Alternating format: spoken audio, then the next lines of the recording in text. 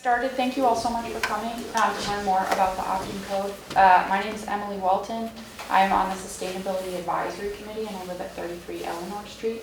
I'm joined by other Sustainability Advisory Committee members, so I'll have them introduce themselves. I'm Chuck Cabot on Abbott Road. It's nice to meet you. Evening all, I'm Andy Belden of the Next Circle. Michael DeWinter on East Street. My name is Dave Ward and I live on Mason Street. We're also joined by Dylan Patel from Massachusetts Department of Energy Resources and Michael Rossi, who's virtual, who's a code consultant with PSD Consulting, so hopefully they can answer a lot of your questions. We'll give you kind of an overview of what the code is and why the Sustainability Advisory Committee is proposing it at Spring Town Meeting. Hi, Deb. And then they'll get into specifics about the code itself and can answer questions. The Sustainability Advisory Committee in Dedham is an appointed board that advises town boards, committees, departments, and all the residents of Dedham on sustainability initiatives for the town. And so as such, we've done a lot of research about the municipal opt-in code, and we think it potentially could be a good option for Dedham. So if we go to the next slide, just for some context, the state of Massachusetts has set climate goals, greenhouse gas reduction goals, as of the Baker administration. So reducing greenhouse gas emissions by 33% for 2025, 50% by 2030, and net zero by 2050. Net zero is a term that can mean that some carbon emissions can be offset, and so the goal around the net zero is at least an 85% reduction in greenhouse gas emissions by 2050. And then looking at our town's climate action plan, which was concluded in 2020, we found that, hi, welcome, that roughly 60% of greenhouse gas emissions in the town of Dedham are coming from buildings. So that seemed like a natural place for us that aligned with our climate action plan to look into opportunities to reduce greenhouse gas emissions. So why we think this is a positive step for Dedham? It is, like I just mentioned, an action to mitigate the effects of climate change and reduce greenhouse gas emissions, and it would bring us closer to reaching the state benchmarks that we're kind of working toward. It would ensure that new construction is more energy efficient. It would protect consumers' long-term investment in new buildings and avoid costly retrofits down the road if the state does continue moving toward more aggressive kind of reduction in greenhouse gas. Being able to have the option to connect to sustainable energy sources will be really valuable, and new construction is kind of like the easiest and cheapest way to do that. And then also it provides cost savings to own and operate the building. Some kind of like misconceptions that we've heard as we've done a lot of outreach in town that we wanted to kind of address. This is really an incremental change to the current stretch code. Dedham adopted the stretch code in 2010, and that has recently been updated, and there are a lot of changes associated with that. But the opt-in code is really just a small kind of addition onto that only applies to new construction. It does not apply to additions, alterations, renovations, it does not force builders or homeowners to go all electric. We've heard that, but it actually intentionally has multiple pathways so that if consumers, builders, homeowners want to have fossil fuels, there are potential for doing that. We also have heard from people that you must build to net zero, and that largely is not the case. It's only for residential homes over 4,000 square feet. So very briefly, I'm not going to spend too much time on this because Dylan and Michael are going to go into detail, but this is just comparing the opt-in code to the current stretch code. So we already have the current stretch code, so this just highlights the differences.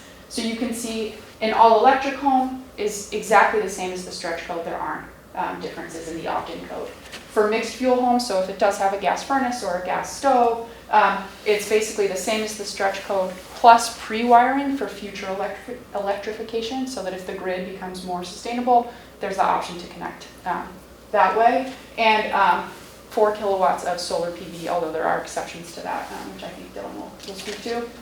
And then over 4,000 square feet, it would be that pre-wiring plus more solar to try to get it to net zero. 4,000 square feet is a pretty large house size. I'm not sure what percentage of homes in Dedham are over that, but it's not a lot. And then below is for commercial buildings, and again, this is new construction only. And so you can see that a lot of it is similar, the same as the stretch code, or plus solar or pre-wiring, with the exception of the kind of multifamily, which is passive house standards, which is one of the ways you could meet the stretch code, and the opt-in code kind of pushes you to that option. And Dylan will talk more about that and what that means.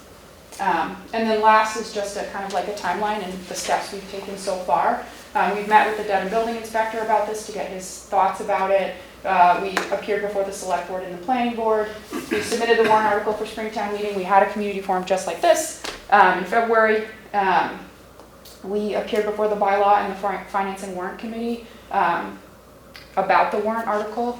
And then this is our second community forum, which is happening right now. We are actually going back to the select board tomorrow to answer additional questions. And then mini town meeting and town meeting will be in May, and we'll be there to answer questions as well.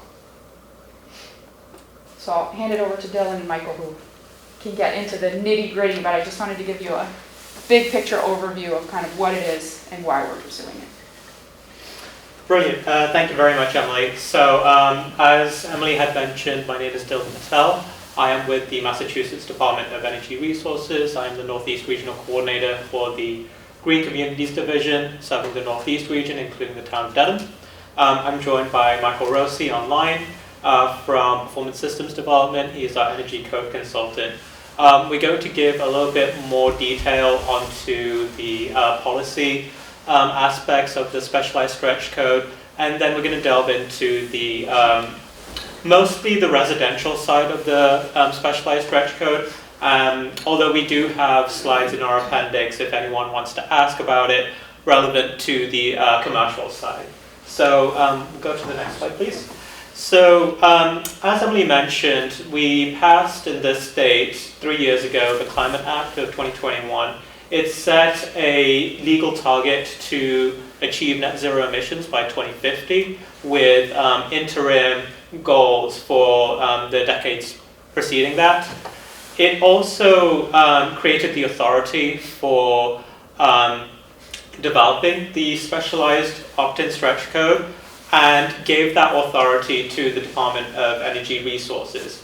In fact, it also transferred the authority of updating the stretch code from the BBRS, the Board of Building Regulations and Standards, to DOER. And so we work with them to kind of develop both the stretch code and the specialized stretch code. And we're doing that with the goals in mind set by the state so that we can achieve within the building sector these decarbonization targets. And if we go to the next slide, we're concentrating really on new buildings with the opt-in code. The reason being is that, number one, we're predicting quite significant growth within the state up until 2050, where more than a quarter of the building stock will be new construction from today onwards. And also because it stands to reason that new construction, it's a lot easier to build that at net zero, or at least as efficiently as possible, than it is for existing buildings. And anyone who has lived in a building that is older than 30, 50 years knows how expensive it can be to really retrofit that. We are hoping that with this ambitious shift towards very high energy efficient homes, that it creates new markets, creates new competition within the supply side for heat pumps, for better insulation, for getting for training the labor market out there so that it can drive down costs for retrofits. If we go to the next slide, another reason why we're really concentrating on the building sector and with this push towards electrification is that we're kind of shifting the building sector in lockstep with the shifts that's going on with the electricity sector. So right now we have a pretty carbon intensive grid. It's it's a lot better than other states, I have to say. However, with regular electric heating, especially with electric resistance heating, even though it has like a 1-to-1 efficiency, it is pretty carbon intensive because the carbon that is within the grid mostly comes from gas. And in fact, if you have gas within your house, it's actually less carbon intensive, paradoxically, than resistance heating. However, with this, with the new heat pumps that are coming onto the market within the last 4 or 5 years, this new generation of heat pumps that are much more efficient, especially with the development of ground source heat pumps. Because they are so efficient, they have efficiencies of like, for an air source up to 300%, for a ground source up to 500%, because they're able to use that ambient energy. They're able to use much less electricity, and therefore they're much less carbon intensive for heating space. And we can actually take advantage of that electrification as we go towards 2050 in the next slide, with this continuing shift towards greening the grid with much more renewables being deployed. The carbon intensity of the grid is much lower, such that with electric resistance it actually is half the grid emissions that you would get for gas. And with electric heat pumps, with ground source heat pumps, it's basically negligible. The numbers are just so low that it is pretty much the most sustainable way to be heating a home. If we go to the next slide. So another reason why we've kind of developed the opt-in code is that with the regular green communities, it was actually an obligation to adopt the stretch code, which Dedham has done. It did back a few years ago. And since Dedham has become a green community, it has received over $600,000 in green communities funding from my division within DOER. And late last year, we launched an ambitious new grant program called Climate Leaders. It has pretty much enhanced criteria for joining, just like there are criteria for joining the Green Communities program. And with that enhanced criteria, there are enhanced grants. We want to be able to reward the town with its ambitiousness. So adopting the specialized stretch code is one of those criteria. And by doing that, it makes it a lot easier for Dedham to be part of the Climate Leaders cohort, which we just started that designation round a few weeks ago, actually. And so Dedham is well on pace to become one of the first climate leaders and be able to receive enhanced funding for municipal renewable energy, like municipal solar, for geothermal, and for outreach activities related to residential energy efficiency. If we go to the next slide. So kind of where Dedham sits in terms of the code, as Emily had mentioned, Dedham is a stretch code community. It is one of the 266 municipalities that are part of this pretty large cohort, which is, if you think about it, very, very large, considering there are 351 towns and cities within the state. And we've seen, I've been in this position since October, so 6 months, and back then there were 25 specialized stretch code communities. In just 6 months, we've grown by 9 to 34.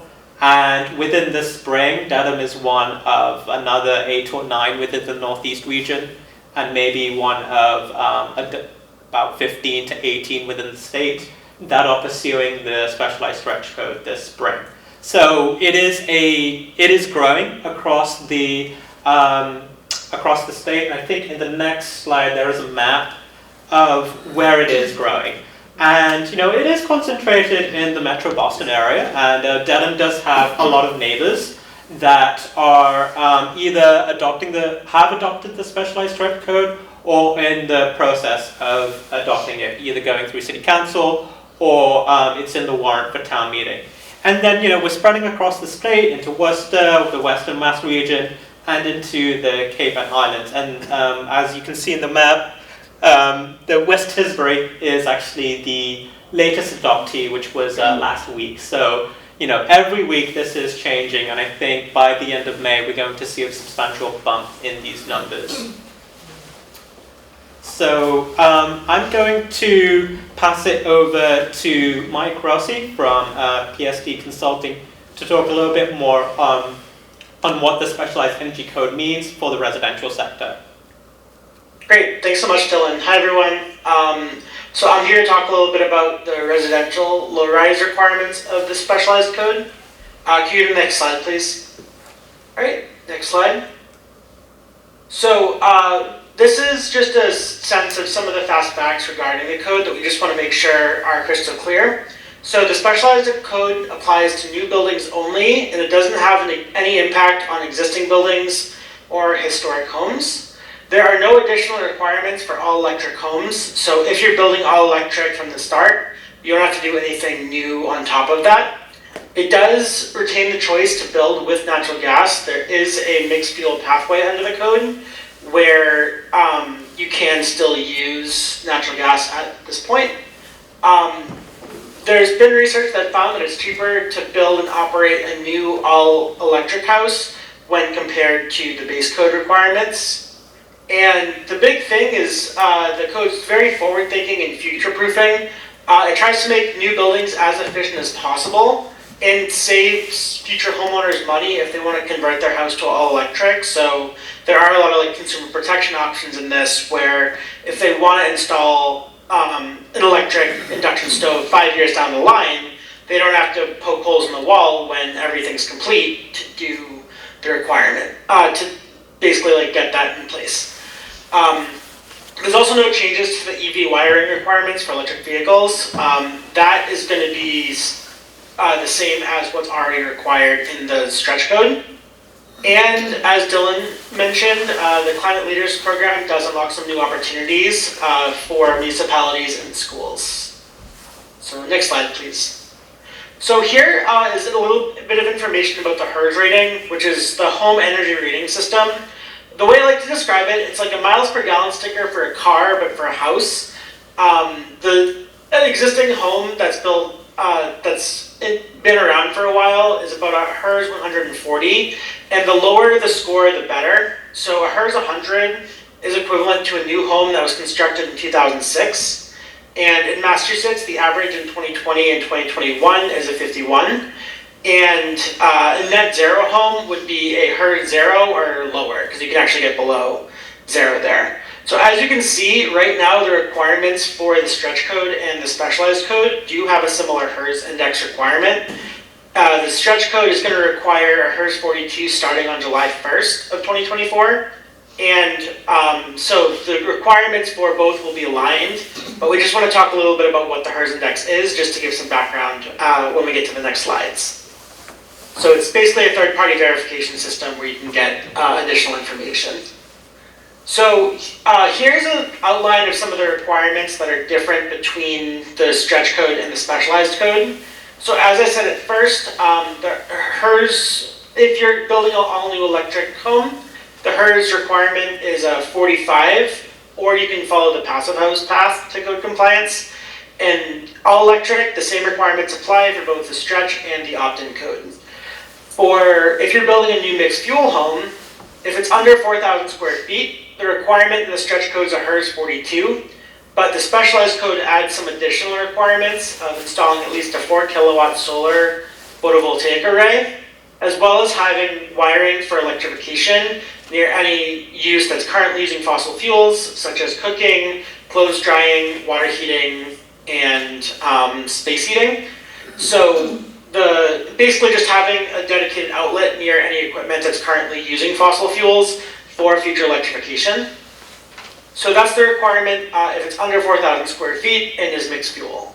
If it's over 4,000 square feet, you would have to also achieve a HERS 42, but you have to have enough solar PV on at 0, which is typically about an 80 kilowatt or larger array. as well as wiring for future electrification, like I just described. Any home can choose to go with the passive house option, but if you are using the passive house path, which we'll talk about in a little bit more detail in a future slide, you do have to have wiring for future electrification, as well as one electric vehicle space too. For existing homes and alterations and additions, there aren't any in the stretch in the specialized code, and historic or existing homes are exempt. And for historic buildings in particular, they're exempt if it would damage the historic fabric of the building. Next slide, please.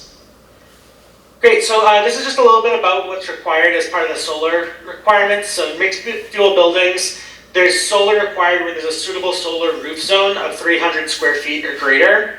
For all electric buildings, you don't have to install solar, it's not required. But the building has to be solar ready, meaning that the construction documents and the roof loads have to be able to accommodate a future array that goes on the home, and just so you're prepared for it moving forward. So to summarize what we just talked about, all electric homes are not required to do solar. Passive house, solar is also not required. If it's mixed fuel, less than 4,000 square feet, the solar is required and it's at least a 4 kilowatt array. If it's mixed fuel over 4,000 square feet, you have to have enough to get to net zero, which is either a HERS zero or a passive house zero score. And that typically would be an 8+ array to get there, but it all depends on the building and size. And then other residential buildings that don't fall under the like residential code, might be commercial based, have the requirement of 0.75 watts per square foot, which is the same requirement as what would be under the commercial code. So here's a little bit about some of the incentives that are available for buildings, especially for all electric. So a new, Mass Save does provide some really great incentives for new all electric homes. So there's different requirements that you have to achieve in order to meet these that might go a little bit above code, like more stricter air tightness requirements and things like that. But for a single family home, if it's HERS 45 or lower, it can get $15,000 in incentives. And if it's a HERS 35 or lower, it can get $25,000 in incentives. On top of that, there's also the 45L tax credit, which has been extended as part of the Inflation Reduction Act, where there's $2,500 if the project's Energy Star certified, and $5,000 if it's meets their criteria of the Department of Energy's Zero Energy Ready Homes program.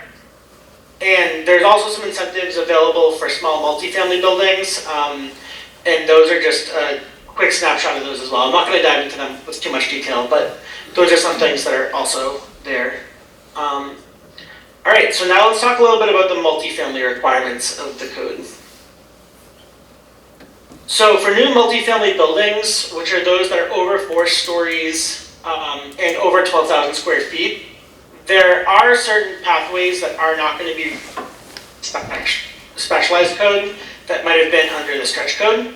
So if you're building all electric, in the stretch code, the 3 options for compliance are HERS 45, or this metric known as thermal energy demand intensity, which is one of the paths to code compliance there, or passive house. But if you're going with a specialized code, passive house is the only option that you can follow for all electric buildings.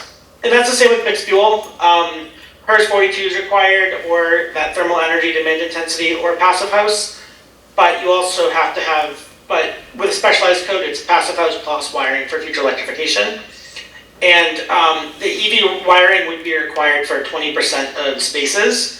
But essentially what it is passive house is a much more efficient design compared to the other things. So it's a third-party verification program, very similar to HERS, but buildings are sort of higher efficiency because they're built with the foundational principles of building science behind it, like very well insulated, very good indoor air quality, very low, well moisture management. So it's a third-party verification program with 2 options for certification.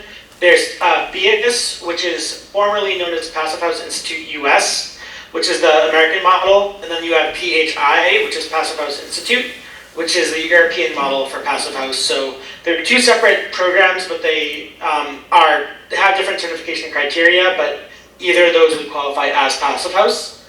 And these certification standards set energy performance and building envelope airtightness requirements. So these buildings are extremely airtight. You're not going to get drafts. You're not going to get really much air moving through the building. It's going to be very well sealed. And a passive house can be any type of building, and it does not require all electric or a net zero.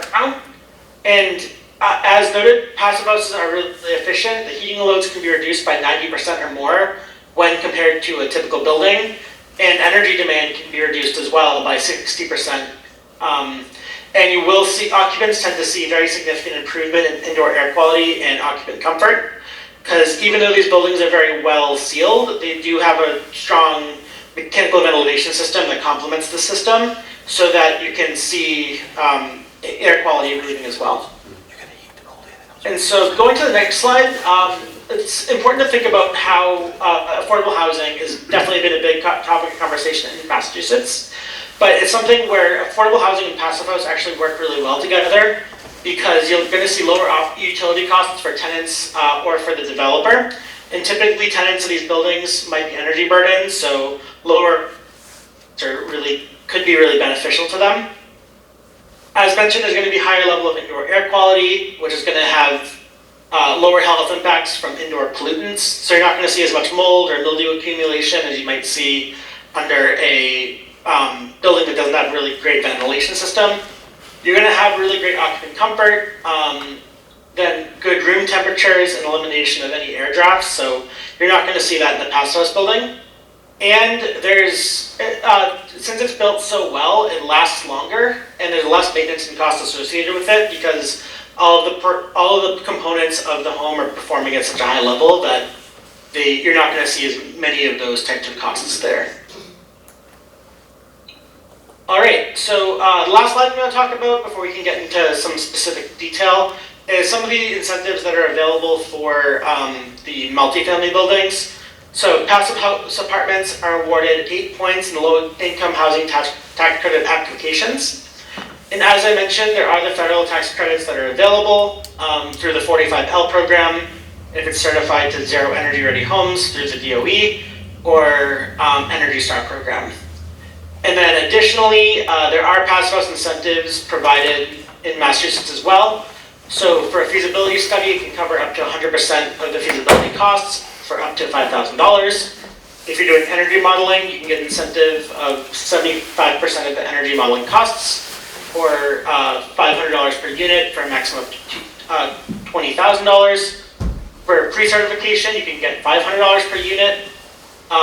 If you get fully certified in passive house, you can get incentive of $2,500 per unit, and then there's also another net performance bonus. So if performance is good, you can get 0.75 cents per kilowatt, or $7.50 per therm. So yeah, so those are some of the incentives that are available. And with that, we can open it up to some questions from the audience. Thank you very much, Mike. Yeah, we've got some supplemental information where we can provide any answers or just show on the some slides on the commercial aspects for anyone who's interested, but I'm just going to open it up to the audience for any general questions.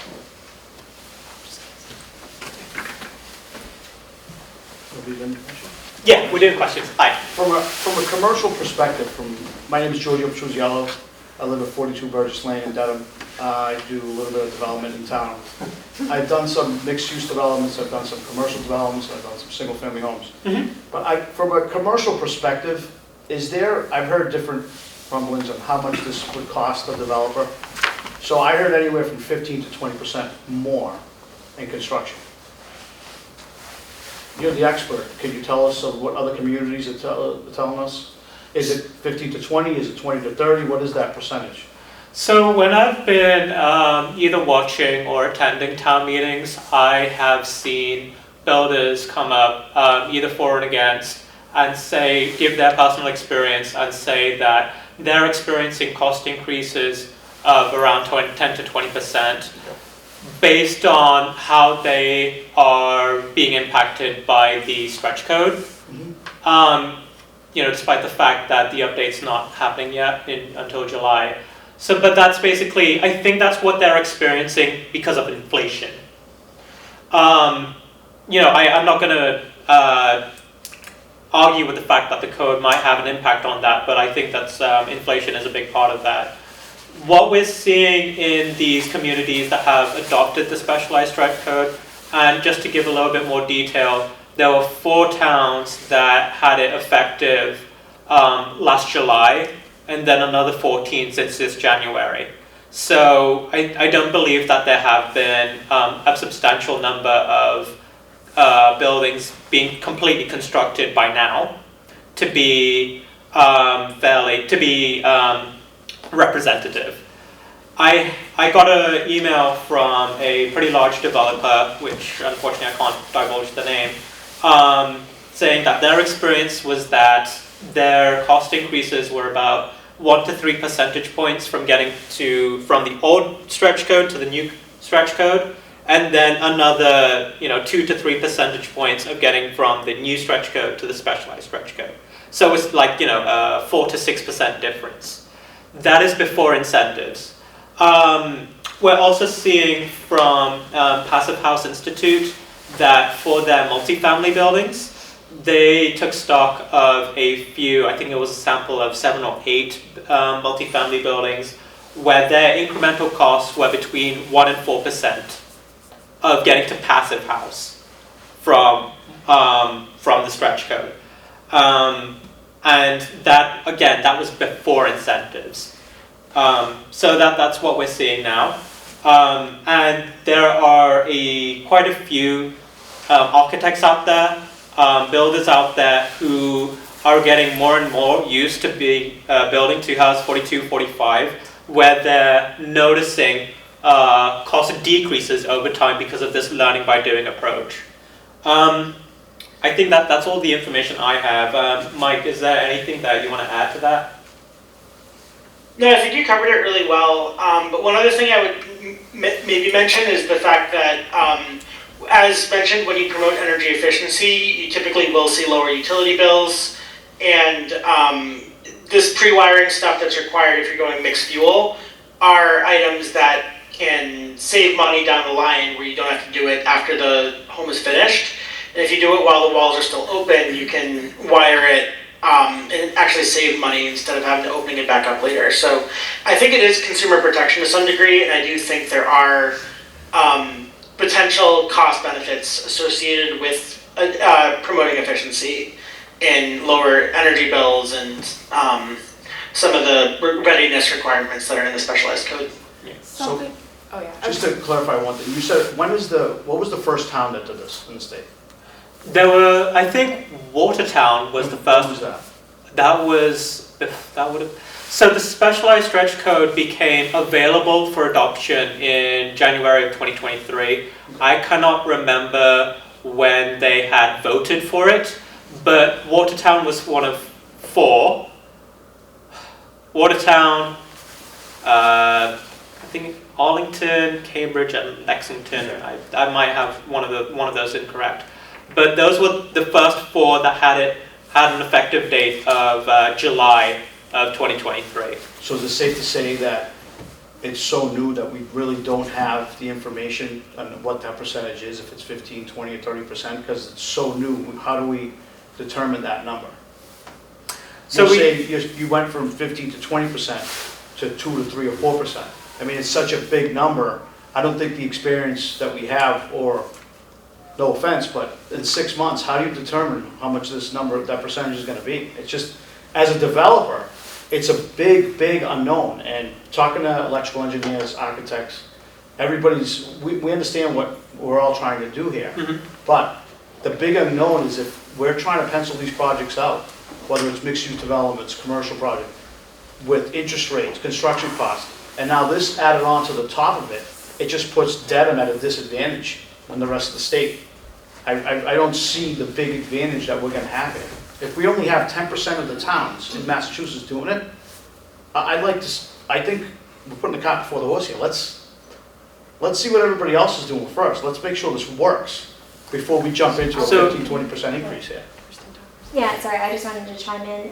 My name is Kristen, I live here in Dedham. I'm an architect, I practice in the Boston and greater Boston area. I do a lot of commercial work. And I know it has been a short time, pretty short time frame. I think since we've really, lunged into this idea of, how to create more sustainable buildings and, so it is all happening fast, but we're also adapting fast. I'm working with a lot of developers who actually are really starting to see the benefit of going this direction, and we are having contractors kind of price out the options. And we're looking at traditional building systems versus fully electrified buildings, and developers are starting to see the benefit to that. Even just recently, I had a project that is planning to be all electric, but they're now looking at geothermal because they're actually seeing the payback that they're going to get in just a few years' time. And I know that geothermal is a little bit more extreme, but they're seeing, their investment is getting paid back to them in just a few years because they're pricing out these utility costs that are going to be lower.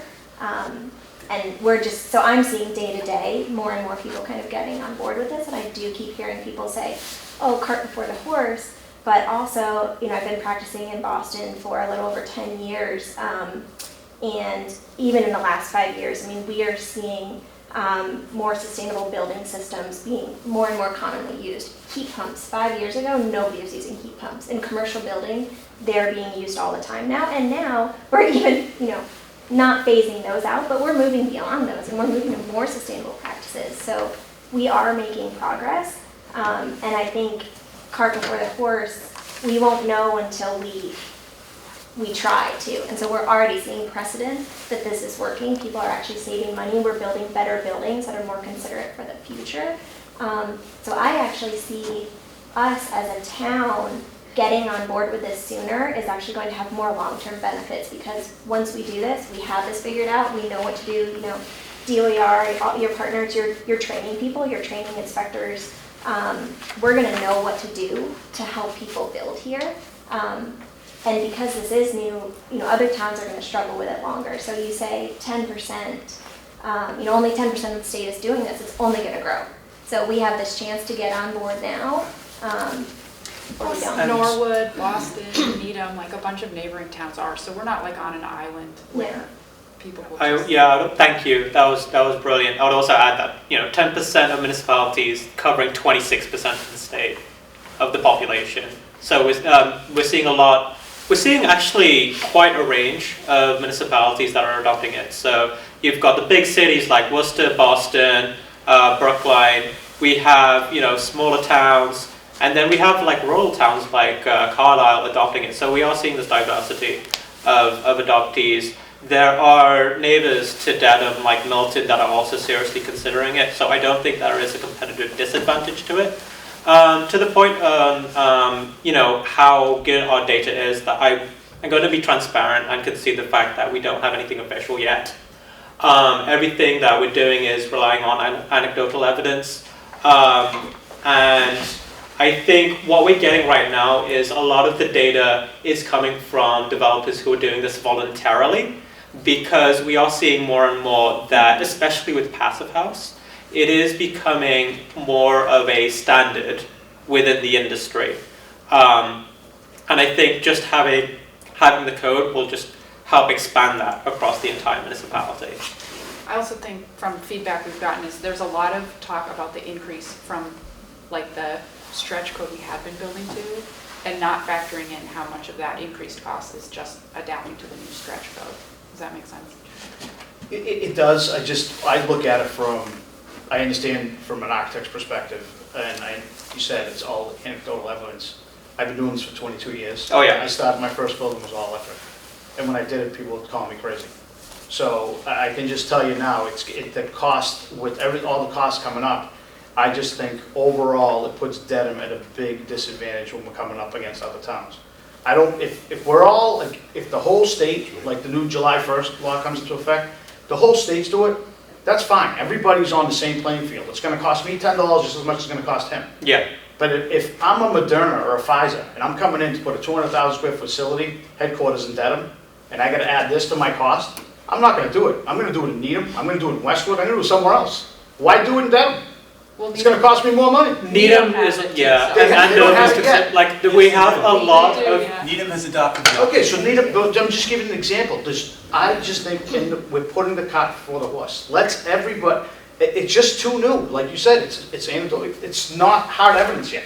I guess from our perspective, there's a lot of, like Kristen said, consumer protection for residents of Dedham, and there isn't hard evidence that it's a bad idea. Do you know For what I'm saying? residents. For the typical under 4,000 square feet home. I'm talking about from a commercial development. Al Morteo, I live on Village Ave, I'm a local developer also, and, you know, I don't know why I would want to build in Dedham or develop in Dedham if I could go to another town and not have to spend the additional monies. To me, I mean, I had to find out about this on the, I watched the planning board meeting, and that's how I found out about this. I didn't know anything about it. But to me, it would probably be ideal to grab somebody that's doing a big development, and the state would give incentives and say to them, build a building this way, we'll give you all the specs, whatever, we'll give you this incentive, and then you have information and you have data to back up what you're saying is right. so that's how I got actually the numbers for the passive house. So which was like that 1 to 4% increment. That was being studied by Mass CEC, where they basically rounded a bunch of developers, asked them to go from start to finish how they were going to develop these multifamily buildings, and we're just going to track what you're spending and how that differs from what you would usually build. We don't have any program in place to replicate that within our specialized code communities. However,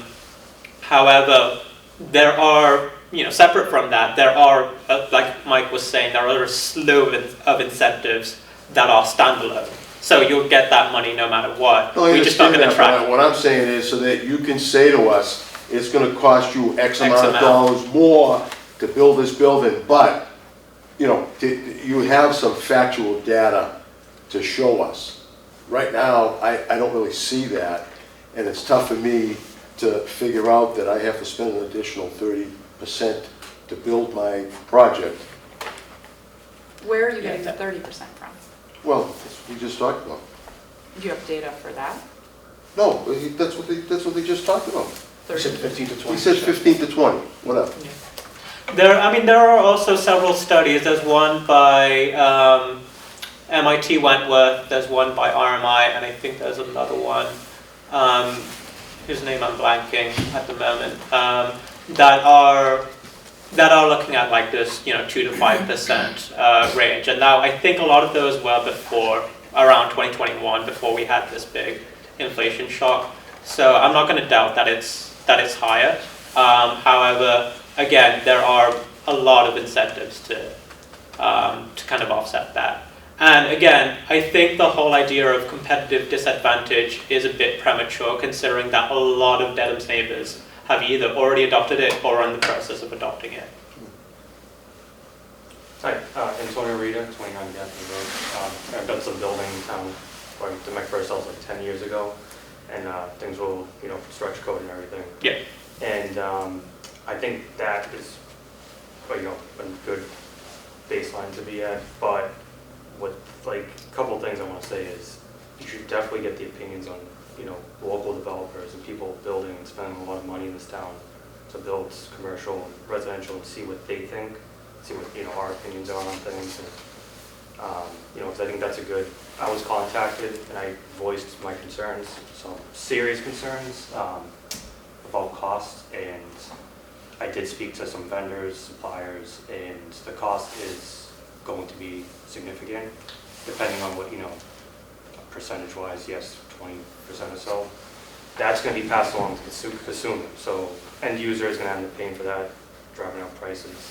It's gonna create a thing where, you know, competitive disadvantage. Also, thirdly, is like, just thinking in my head, is there like research or data on the power grid able to handle all this, with all this, say, everything, the whole state, or the whole town of Dedham, just Dedham in particular? Are we able to handle all electric massive buildings? But I really think you should consider the local developers that are trying to build in this town and what they think and how that's going to affect, kind of trickle down to everybody, the end user. So I think that's a serious concern. So, I think we took that slide out. Well, I just want to point out, just to clarify, when you say end user though, I mean, I think it depends. Are you a developer who's building a building and then selling it off, or are you a developer that is Well, then going to both, the also tenant, property manage? It could But be. that end user, you know, the idea with this is that over time, there's significantly less operational costs, significantly less utility costs, and that's that end user that's paying that. So that end user is benefiting, and if you're a developer building that building and hanging on to that building, you're also seeing those return benefits as well. If you're building and selling it off, then yeah, you're probably in a position where you are paying more because you're not going to see those benefits down the line. Right. So I think that's important to note too. And at least from the commercial developers that I'm working with, who do a lot of mixed-use, high-rise, multifamily buildings, and these are types of buildings that don't necessarily happen in Dedham. We don't have a huge, large-scale commercial sector. We just don't have it. But they're seeing those long-term benefits, and I think that's why this is so successful for so many people. I would also add that. Can I just chime in on that for 1 second? Okay. So you're right, he's a developer, you build a house to pass it on. If that house is $1 million. But if you're building a house, Hold on a second. okay. Whether it's a house or whether it's a commercial building, if that project is $1 million today, or $10 million, we gotta add that 10 or 15 or 20% onto the top of it. So now, if it's a home buy or if it's a building, Yep. you're gonna be at a disadvantage. Yes, it may cost you less to run, Yes. but I'm not gonna buy that building where it's gonna cost me more to be in Dedham than another town. But are you talking about a single-family home? In Like, I general, think it's different. overall, I think if you're it's talking about different. housing, I mean, we're in a housing crisis as it is. You're just gonna really throw the housing crisis at more of a disadvantage in Dedham by But adding you're these only costs. but with the opt-in code, we're only talking about new construction. So we're talking about That's brand new homes. There's a very small amount of that happening in Dedham. So But if think I build a overall, 100-unit condo building, 100-unit condo building. and I sell okay. condos, Yep, right? yep. I'm gonna be at that higher number to sell those condos because of the It's structure. going to be cost neutral. Once you factor in the incentives, like we've got several developers that are saying that with their multifamily units that they're building to passive house, like they're getting their cost per unit is pretty much on par with what they used to build before. Especially after you factor in incentives. But they don't have the experience of going up because it's too new. It's That's what I'm saying. it's going to be a learning curve. I'm not going to That's I'm not going to exactly what I'm argue saying. with that against you. If it's definitely good going to be a and learning it works for everybody, Yeah. that's great. Let's jump on board. I just don't want to see us get hurt. Because that's what's going to happen. I mean, we're doing a project right now in Dedham Square, and there's not enough power in Dedham Square to run all electric. I don't think anybody, we talk about electric and, well, how we can do this. If the whole state's doing it, I'm all for it. But we don't have enough power in Dedham Square to run a new project that I'm doing right now. I have to run power from Bryant and then run it all the way up because there's not enough power. So I just don't see the advantage of this right now. Maybe in the future, but I don't see it right now in Dedham. I'm talking about Dedham in general. Yeah. I really But think it that's puts not us residents at like, just our builders and residents at a whole different level, because we're just, again, so new, and I really think you should listen to what people that are building this town think, and consider that. And then back to my question on the power grid, I'm just Andy, curious on that too. Yeah, no, and so Eversource and National Grid filed plans with the state of Massachusetts so that the build out of the grid is going to be consistent with the state's goals with respect to electrification. So those plans are currently in front of the Department of Public Utilities. So there's a lot of kind of proactive planning that's going into meeting these goals, and a conversation between the state and the utilities to make sure that build out is happening. That's great. So that's my argument of putting the cart before the horse. Let's get the power there first, and then we put the ring. If you don't have the infrastructure, how are we supposed to build a product if I can't electrify it? Eversource can't even replace a pole. That's the whole thing of cart before the horse. I didn't know that. That's a big concern to me. That's great. That's a really big concern. I will say, and I have a study of a reference for the slide that Dylan was mentioning. I was looking at another presentation, but It looks like the Department of Energy Resources have a 2021 study team which found the following when it comes to grid impacts. There's the same or lower peak electric use for most building types, modest peak electric increase in residential. Across Massachusetts, about a 5% increase in peak electric. And key is demand reduction, which is a key priority in the new code. So when you build these more highly efficient buildings, they're going to be built a lot more efficiently than like the older housing stock. So you're not going to see as much energy use in these buildings as you would from the existing stock, which is contributing significantly more to the grid impacts. So what we're seeing, yeah, that's a really good point. What we're seeing with the passive house especially is that the electric load, your heating load drops by about, between 80 and 90% with passive house. With a regular building, like a regular single family building, like the whole idea about a house rating is that it's supposed to be a benchmark against what, the 18-year-old house is right now. And so a house 45 consumes less than half the electricity that it would do if we didn't have, a stretch code at all. So I think the whole idea of both the updated stretch and the specialized stretch code is to have as minimal of an impact on the grid as possible. Like bearing in mind the fact that these buildings are going to be built anyway, right? We're talking about trying to manage the incremental demand on electricity because, like I said, these buildings are going to be built anyway. We might as well make them as efficient as possible. Did you have a question? My name's Jim Driscoll. I live on Boulevard Road. My question has to do with the provision in this article that it only applies to new construction. Mm-hmm. What happens in the future if the state mandates that all alterations to existing property have to comply with the new conservation laws? And if that comes about, will the town meeting get a chance to vote for or against that provision? Or will they have the option to leave the stretch code and go back to the traditional code?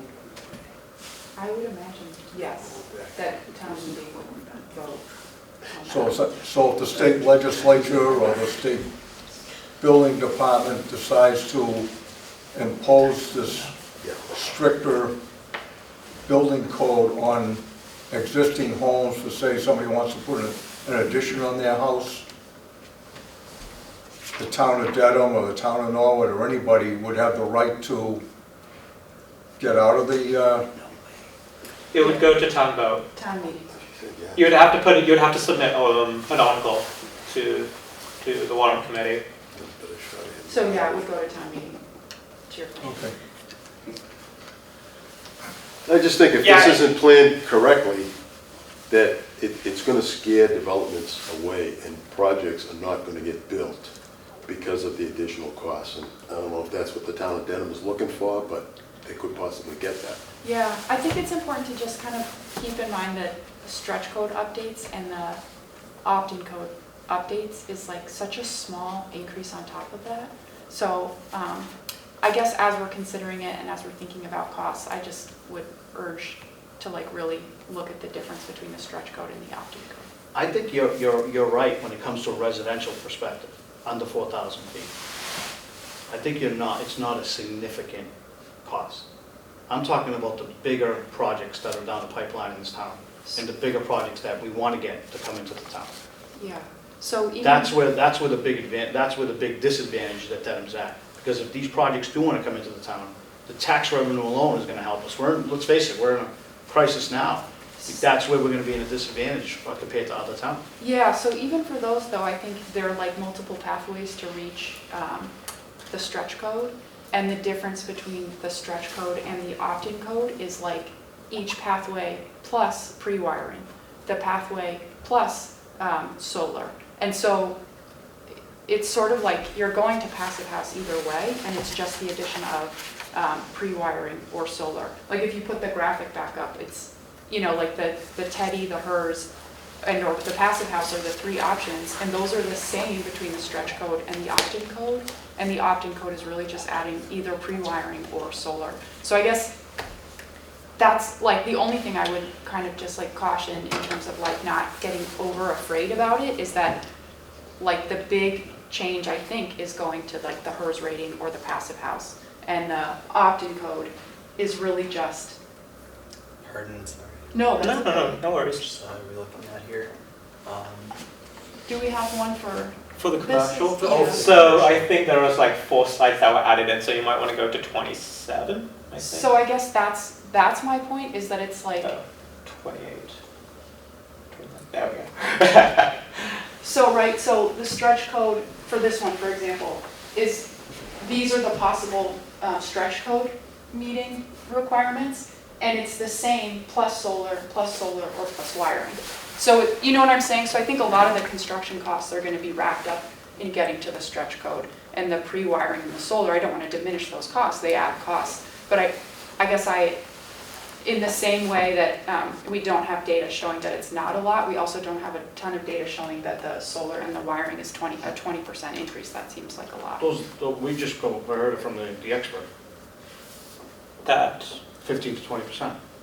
I heard 4 to 6%. I was saying 4 to 6, but when you were saying 15 to 20, I was not disagreeing with you. All I was saying was that I've heard from developers that they were also saying numbers like that. I'm saying that from the studies that we're seeing and from the aggregated data that I did get from a large-scale developer, is that we are seeing, on the average, an increase of 4 to 6. I'm not saying that 15 to 20 is unrealistic. I'm just saying that the average that we're seeing is around 4 to 6%. Can I just tell you one thing right now? I can tell you from experience. I'm doing a 160 unit project in Westwood right now, under the MBTA's Act. We're doing the solar, we're doing all this wiring, we're going through pricing right now. It's 21% higher, because I have to do that in Westwood. Yeah. Just for the solar and the wiring, you think? Yes. $1.9 million just in solar panels.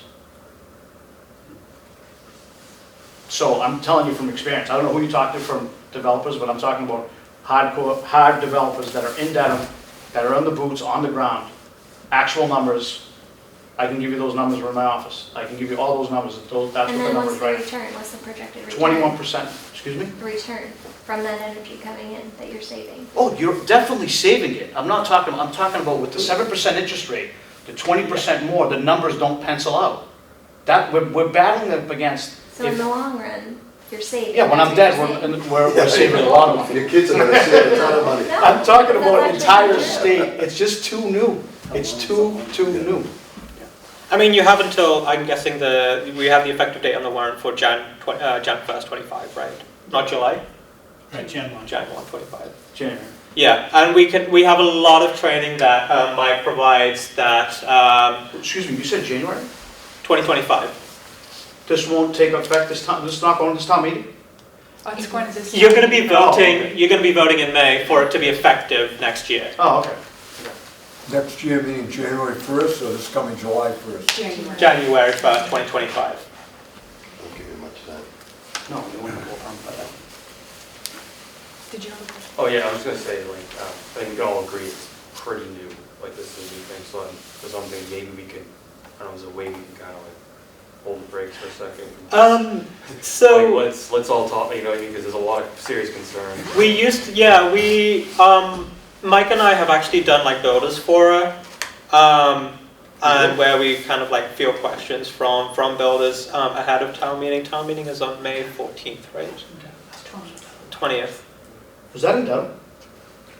Dedham town meeting? No, you said you felt. Oh, we would do like these kind of informal conversations like this, but the presentation would be slightly more in depth, which we're open to doing another one if that makes sense. So you said you did one? We did one for Ashland and we did one for Andover. What I'm saying is, did you do it in Dedham?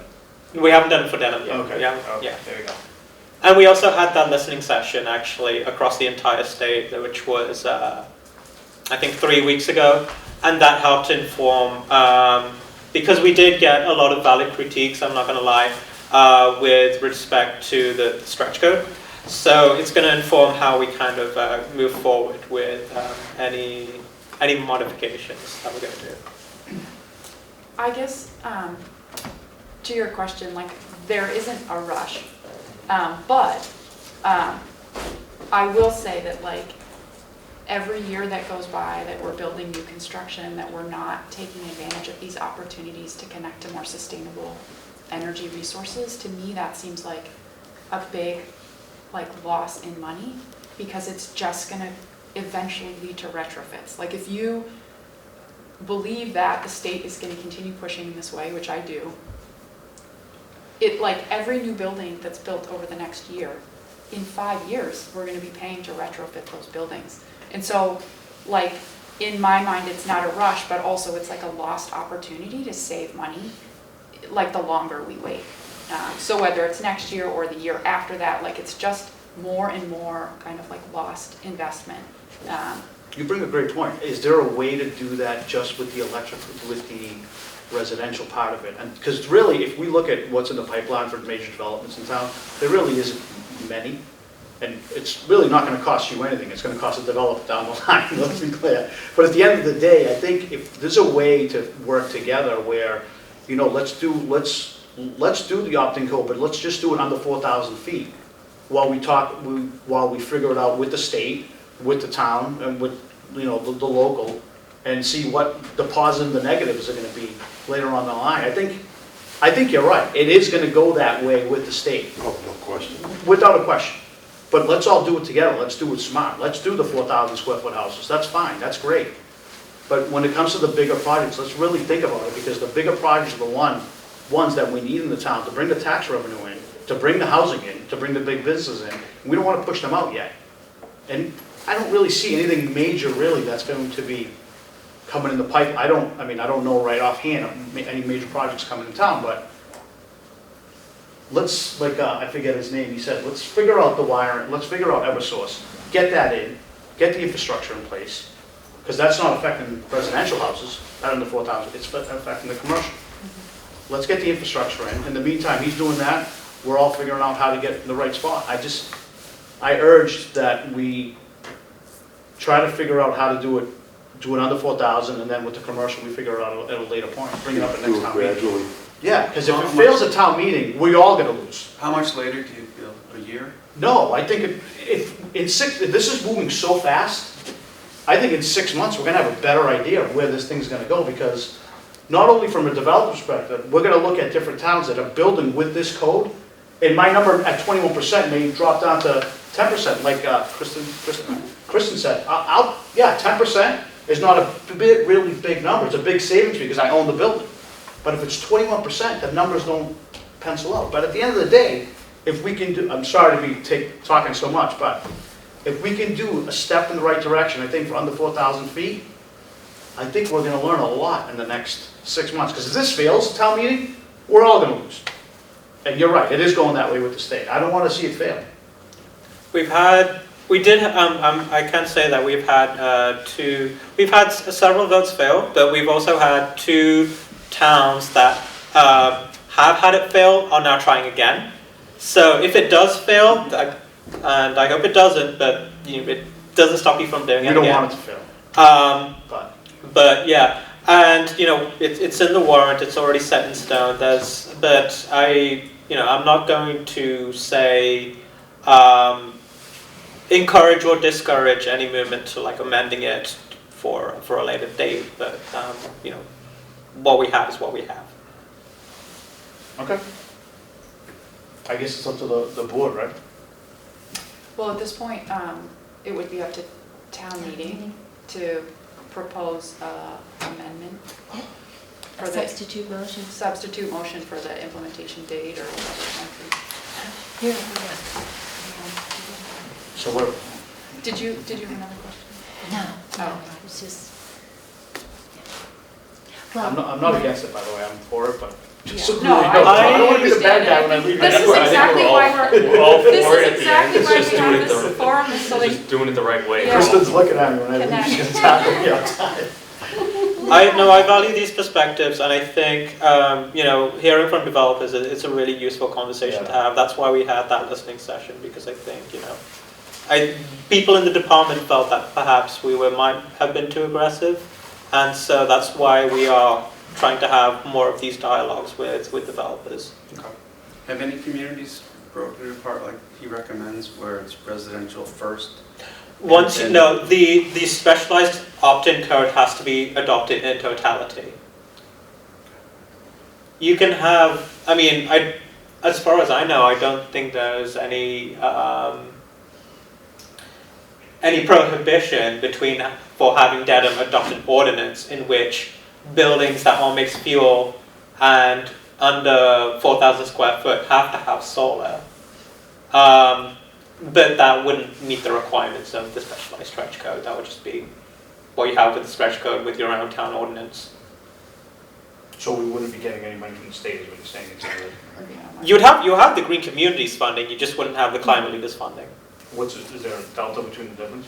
So, sorry, I didn't mean to, I know you had your hand up there. No, I didn't. No. Before you answer that, is there kind of like a duration that the climate leaders funding only operates? So if you're talking about leaders, to me that says like the first maybe percentage of towns that there is none of that. It's just a name. It's a name we made up. It's not the greatest name. So green communities will always exist, and the town of Dedham will always have access to that pool of money, which is at maximum $225,000 a year. We are looking at climate leaders grants. I'm aware that's being recorded, and we don't have official release to give numbers out, but I can say that they're substantially higher. And therefore, they can be several, I can give a ballpark figure of several tens of thousands, for example, if you want to do an outreach event like an energy efficiency outreach event, whether it's like a party, leaflets, something like that, a fair, to the tune of several $100,000 for solar, and much more than that if you want to do like a geothermal system. However, I'm under instructions not to give out hard numbers at this point. We're still totaling up. Yeah. I mean, this is also maybe a hard question to ask, but do you ever see that incentive money running out? I know it's easy to say, it'll be here forever, but I experience this with my own clients right now who not related to the energy codes, but people trying to build affordable housing. I mean, there is too much need for that right now, and too many developers trying to do it, and there's not enough money from the state coming in, and so they're fighting. Everyone's fighting over it, and so that also makes me think, okay, well, if we as a town get in now, we're gonna be able to take advantage of those incentives before everybody else gets on, and at that point, you're gonna be spending that extra money, and if all of a sudden the incentives aren't there anymore, we'll have missed our opportunity for that. So 3 things to that. Number 1, within the Green Communities Division, and to my frustration, it's always been undersubscribed. I'm trying to push towns to apply for grants. And the funding mechanism that we have, which I believe is through one of the compliance payments that retail suppliers have to make, and the threshold for which retail suppliers have to have a certain portfolio of renewable energy or alternative energy keeps ratcheting up each year. So I don't expect that to run out. In fact, historically, it has never run out. We've always had fewer applicants than we have had money. Number 2 is that Mass Save is also going to grow. It's currently $4 billion. It's expected to grow by another $1 billion for the next 3-year term. And what the beauty of Mass Save is, it's counter-cyclical, isn't it? Or it's actually, no, sorry, it's pro-cyclical. Because the more that you use electricity, the more money goes to Mass Save. Number 3 is the Inflation Reduction Act. So that's giving massive amounts of tax credits to developers. Might mention 45L. We also have HER and HIR, which provides direct enhanced rebates for Mass Save. And then on Monday, the president awarded or announced the awarding of the Solar for All for Massachusetts. That's going to help boost the implementation of solar rooftop for low-income residents in the state. So we're incredibly excited about the money that's coming up. It's actually a lot of money. Then I don't think that's the issue. It's just getting people like me to be able to publicize that.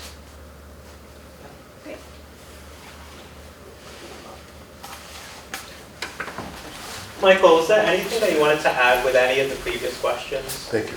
Yeah, thanks for coming.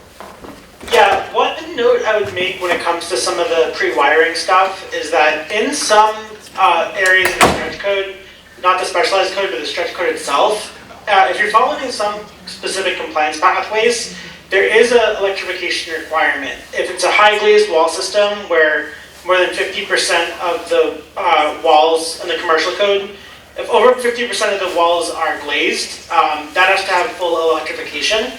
And if you're following the relative performance pathway, which is available to those that are highly ventilated buildings, the requirement is 25% electrification. So when it comes to some of these steps, electrification is already built into the code when you're dealing with certain projects. So the extra step of pre-wiring might already be required as part of that in certain situations. And that's highly ventilated buildings or areas with a really large glazed wall area.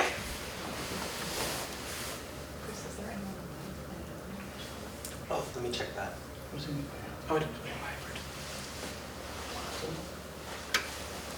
So yeah, that was my only thought. Thanks. No, I think it's just Okay. Mike around the room. We're happy to answer more questions if people have them, but that's the end. Go watch the second. Thank you all. Yeah, thanks for coming. Thank you very much. Genuinely Thank you. appreciate this opportunity guys. to talk and answer questions. Thank you so much, Michael. All right, have a good night.